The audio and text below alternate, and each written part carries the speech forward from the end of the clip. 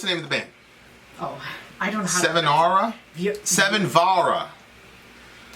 No, not 7. That's just, I have a list.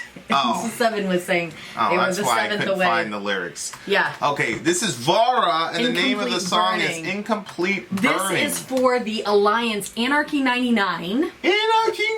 We told you they influence our song list, and this is one of the songs that is influencing us. Okay, so today. $1 at the gate gets you into Patreon. The reason we started Patreon, dear listener, is because you'll notice that other reaction channels break up the songs, they cut them up. No disrespect to the other reaction channels, that's what they do. The reason they do that is because if you don't, YouTube will send you this nifty little reminder right here, and it'll tell you, hey guys, the record label found out that you were losing their videos, so the AdSense money that you were going to get, because Google gets a cut and you get a cut, the cut that you were supposed to get is going directly to the record label because they figured out that you use their thing. Well, a lot of very brilliant, intrepid reaction channels figured out that if you cut the song up, then you can fly under the radar. We decided that, and you know, when we first started out, we listened to the song all the way through, and then we started getting those notifications. So we tried to cut it up. We first started getting the notifications from Avenged Sevenfold, and we were like, we're not doing any more Avenged Sevenfold. Right, we're done with Avenged Sevenfold. Then we realized that it happens with everybody. And then we also realized that it's not the band's fault. It's the filthy record label that does it. Right. So what we decided to do was we said, well, let's find different ways. We'll do one video of commentary, one video of listening to it, but that didn't work. Mm-hmm. People didn't like that at all.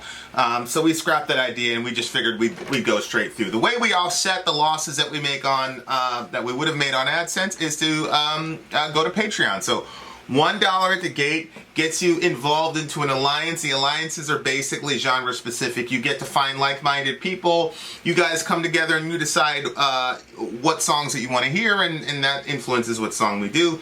This was the A99 Alliance, Anarchy 99, which is probably the coolest name, I think, for an alliance in the world. Anarchy 99, especially considering our current situation.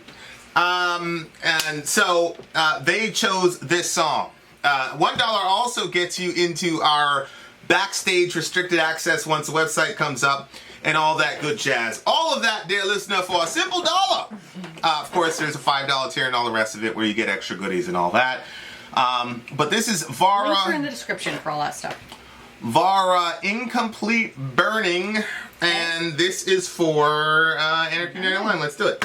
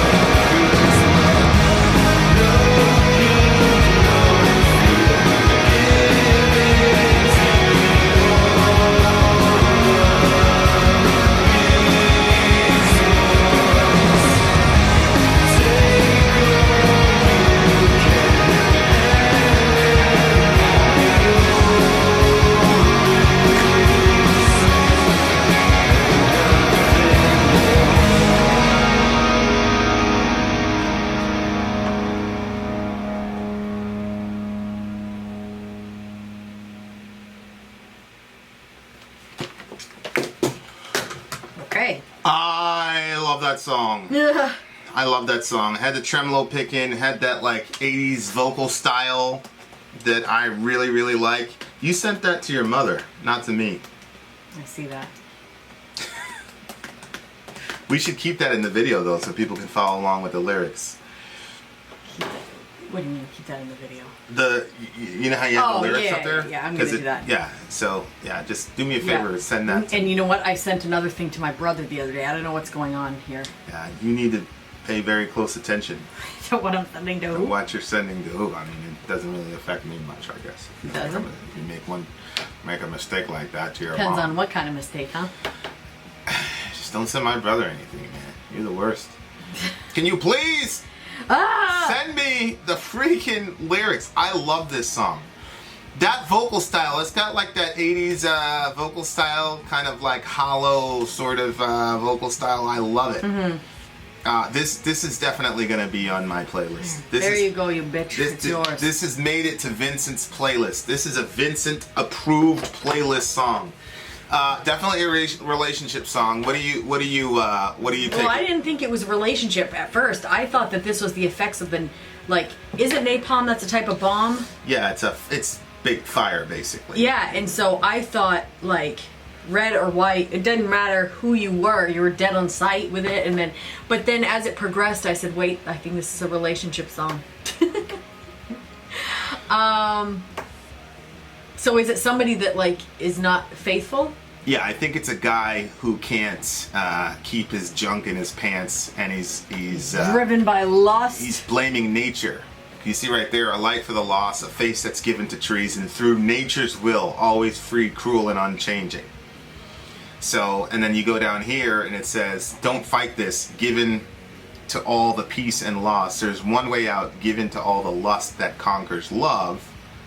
And then take all you can, it always will, and nothing more. So I didn't understand the "it always will" part. It's always going to take. You know, lust is always going to take things from you, which is true. Yeah. And I think it's a very insightful thing because there are many times that lust and love are at odds with one another. I mean, in a perfect world, the person that you lust after the most is the person that you're with. That'd be so convenient for some people.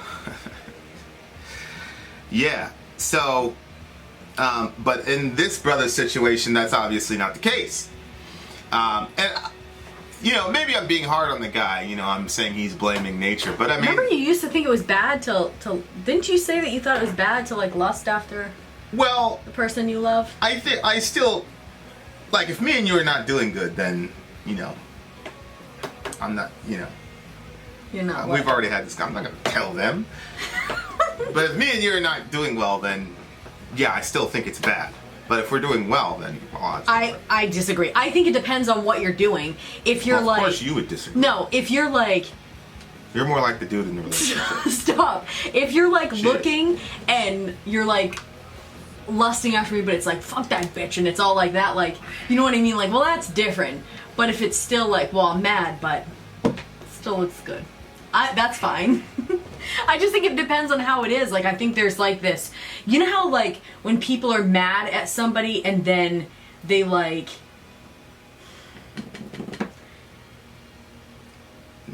it's very difficult to have conversations with someone as smart as Vin, because sometimes you're saying what you think you're saying, but then you're actually saying something much deeper, and then you incriminate yourself and you didn't realize you were. So, like, I think I'm so confused. I think that, you know, like, some people will have, like, angry sex. Like, I think angry sex can be okay, but I also think that there's a way to have angry sex that would not be okay. If it's almost like you're... It's like this taking sort of thing, and you're just like... Yeah. You know what I mean? Well, that's what he's talking about. Love and you are consumed by these conversations. Which, again, I think he's talking about, you know, lust. Because if you give into lust, and a lot of times it starts off with a conversation, then your love then gets consumed under it. And the relationship that you have with the person you loved is also consumed under it, because now you've kind of crossed a line that you can't go back to. See what I'm saying? Like, that's the Yeah. main motivator for me why I would never go in that direction, because like even if the person forgives you, the relationship will never be the same. So like Yep. that would be the end of the relationship for me, period.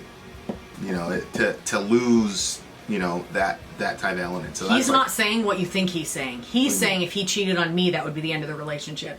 You're not saying if I cheated on Oh you. yeah, if it went the other way, we'd be able to work it out. But if I did, But I still hear you. You can't go back. yeah. There's no. You can forgive for Yeah, sure, but the violation is, it just completely changes the tenor of the relationship, and that's like my number one motivator. It should be, you know, God said not to and all that, but I mean in reality it's not. It's just that's obviously a big part of it, but I always have these strange dreams. Well, I used to have these strange dreams that I was in a room and there was 2 doors, and I would pick a door, and lo and behold, that door led me to a room that was smaller than the previous room. yeah. And then there was 2 more doors, and I always picked the wrong door, and the rooms progressively got smaller and smaller, trapping me more and more and more. I don't have that dream anymore. Now I have these dreams that I have no concept that I'm in a relationship, that I have any kids, nothing. And then I'm kissing somebody or something like that. And then all of a sudden, like, I realize, oh my gosh, I was cheating on Vin. What did I do? So I was like tricked into cheating, even though, and like, every single time I have that dream, I never really want to be kissing the person in the first place. But I'm just like, I feel bad for the person or something like that. So, and then I'm like, oh, because honestly, you're the first relationship that I've ever had that I didn't have some like kind of like pity for, I guess you could say. It's obvious that you have no pity for. No, not like that. Like, I felt bad for you because Oh no, it's previous situations it's in your obvious. life. Like, I felt bad for that, but I didn't feel bad for you like as a person. Like, I didn't feel like I was doing you a favor by dating you. Well, we didn't date, but like by like marrying you. I didn't feel like I was doing you a favor for that. You know what I mean? Yeah. Thanks. Oh no, I'm gonna stop talking now. Anyway, go ahead. Well, no, yeah. I mean, we had it's kind of like the respect conversation almost. You know, they're those. I notice that there are certain females who will marry down because they think they're safer because they're out of the guy's league, and so they think I'm out of the guy's league, so he's not going to do anything to screw this up. I mean, that's what I did in my previous relationship. But other relationships that I had, it wasn't That technique does not work, ladies. No. Ask Beyonce. It doesn't work. Right. She was obviously out of Jay-Z's league. And I'm sure the girl, whoever it was, Becky with the good hair, I'm sure she was nothing compared to Beyonce. It doesn't matter. If the dude's a bastard, he's a bastard. It doesn't matter if you marry down or up. So there's that. But that's a lesson often learned too late by many women. Yeah, because I thought if you kind of go down a little bit, then the person is going to get hit on less by other people. And so then it's going to make it, again, it's not the case. Well, I mean, they are going to get hit on by less. Yes, less but people. if you're the type of person that's going to do something, you're going to do something. It Right, doesn't- if you're a bastard, you're going to You be a only need bastard one. anyway. Yeah. Yeah. And you don't need one. We're in a digital age. Right. So people don't need that whatever. But this is a very good description of how lust comes in and kind of ruins a beautiful thing. When you came through all of the secrets, torture, and love like napalm, when you came through virulent ways winds grow, closer to you, closer to death, loving you and consumed by these conversation, rest on state, give up chasing the chain, which is a very interesting line because that could go both ways.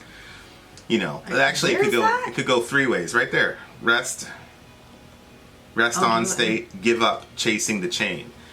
There's a lot of ways to interpret that line, chasing the chain. Mm-hmm. One would be that, you know, it's kind of like the phraseology when you talk about a person who, you know, in we used to call it lockdown. So-and-so is on lockdown. You know, they're like going steady with a girl. You called it lockdown? Oh, we called it lockdown, yeah. Yeah, guys, he's on lockdown, son. Look at him.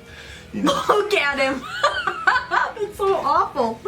Yeah. We couldn't understand it. You know, because you're in a school of like thousands of people. Like, And you know, I was like, why would you commit yourself to one girl when there's so many girls around here? Like, what are you doing? And so that's how we characterize it, as being on lockdown. So it could be give up chasing the chain, in the sense of, like, this guy wants to be in this monogamous committed relationship, but there's so many girls out there that he's like, you know what, I'm just going to give up on being on lockdown and I'm going to go. That's one way to interpret that line. Another way to interpret the line is to say the chain is his lust. Mm-hmm. So he wants to have a meaningful relationship, but he's chained to his own lust. And so he's trying to give that up so that he can have this girl. But when you see the next line, you know,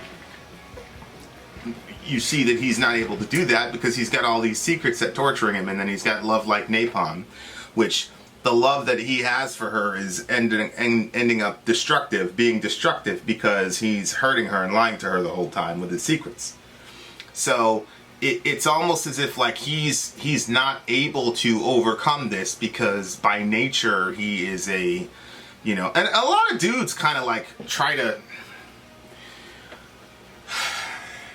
you know, when you think about the concept of monogamy, like there's you know, there's people who, like, I'm watching this friend of ours that used to go to church, and, you know, she's kind of not in church anymore, so she's exploring a whole bunch of things, one of which is her sexuality, and she was talking about polyamory, and she was following this polyamorous page. So I was like, let me follow this, because I've never been in that subculture before. Like, I've been in the LGBT subculture, you know, because, you know, I just like the way people think.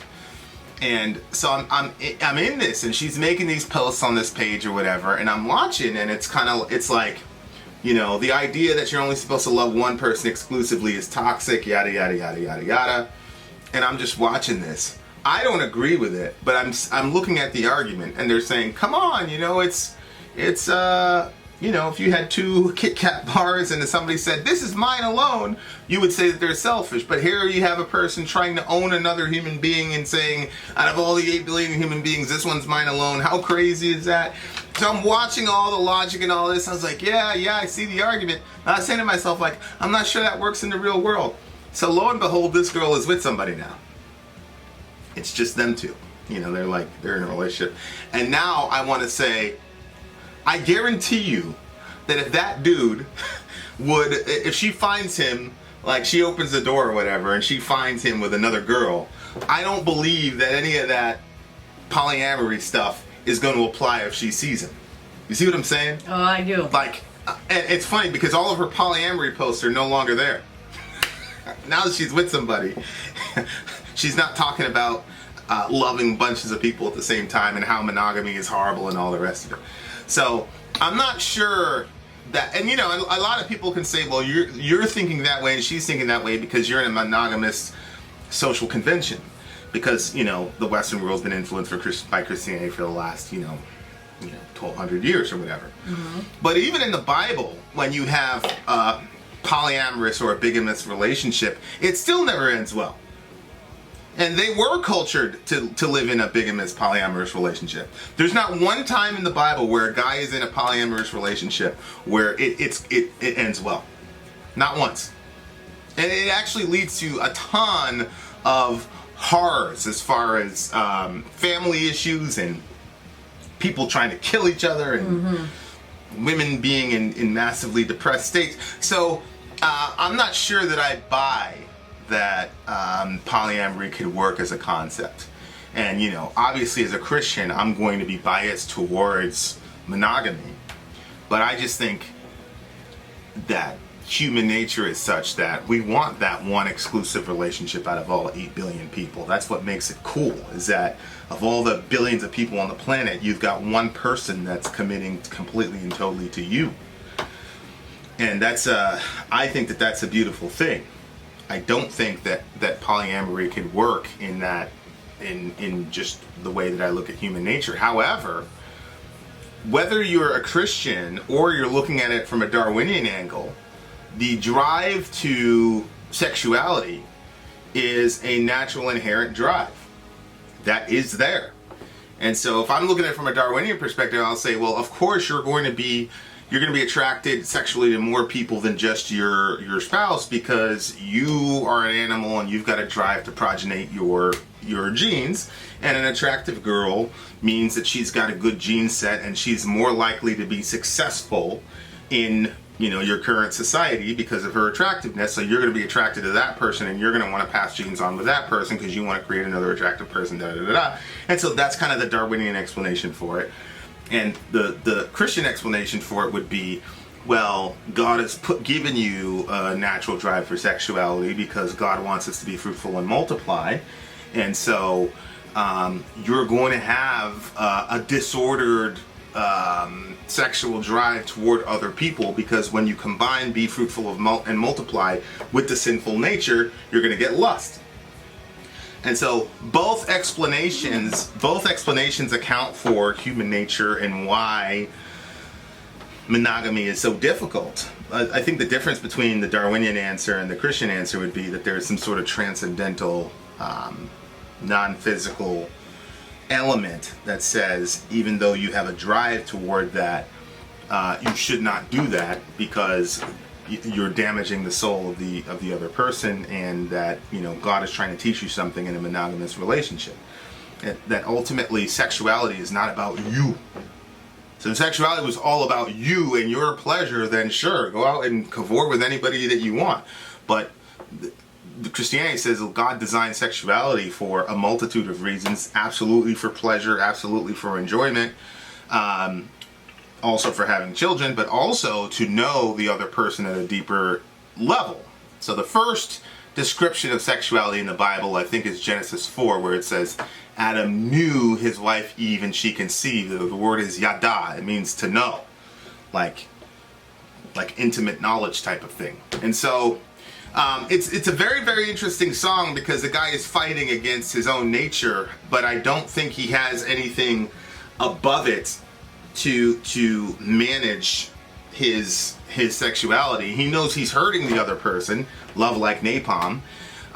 He knows he's hurting the other person, and it's interesting because the song is called Incomplete Burning, which I'm assuming means that he's running around on this girl and she doesn't know, but she's still feeling the effects of it somehow, but she can't place her finger on it. So that's why I'm assuming he's calling the song Incomplete Burning. But I thought it was Incomplete Burning because there's a burning. You could say that lust has like a burn to it. You could also say that love, intense love, has a burn to it, and it's an incomplete burning because he doesn't complete the cycle with the one person. That's probably closer to what he was saying. And he's saying, don't fight this, give in to all the peace and loss. And it seems that, like, as long as that object of his lust is out there untested, that he can't have peace within himself. But he realizes that he can't have that peace and keep her at the same time. Mm-hmm. So he's saying, give in to all the peace and the loss. And I think this is really good, where he says there's one way out, give in to all the lust that conquers love. That's a very sober understanding of what lust does. Mm-hmm. It destroys love. And so I always tell the boys, when we talk about sexuality, I always say, you should thank God that he gave us sexuality, and you should be happy. And, yeah, you have to manage it, but it's one of the best things in the world. You should never be ashamed of your sexuality. But on the other side, God has set up certain standards and rules as to how we manage that sexuality to give us the most possible joy in the world. Mm-hmm. And I think this song kind of illustrates very clearly that when you get outside of God's design for sexuality, then you're sacrificing a type of joy that you could have had. Because I think most of us would say that love is a deeper joy than momentary lust. I think most people would say lifelong love and loyalty carries a lot more meaning and deeper satisfaction at the meta level for a person than just a flash in the pan, and then you don't even want to be around that person after that. Mm-hmm. Which was our story in high school. You didn't want to talk to him, you didn't want to see him, you didn't want to... It's so weird because, like, our culture in high school, people were trying to get in a relationship. The people that I was around, they were, like, wanting... Like, that was, like, if you were not in a relationship, people were like, oh... You know what I mean? Like, you're not that important, because everybody important is hooked up in a relationship. So it's interesting, like, just the difference, like lockdown and. Well, I think our cultures were different. You guys, most of you guys had married parents. You know, we're in the hood. We don't have married parents, and we've got Jay-Z as a role model. So it's different. You know. So, but yeah, that is an interesting dichotomy. I love the song though. I love the sound. I love the tremolo picking. This is a 10 for me. It's a 9 for me. Really good song. Whoever, somebody send me an email. Who suggested this song? Because I really loved it. Yep. $8.99 in the house. Vin out. Sorry out. Gone.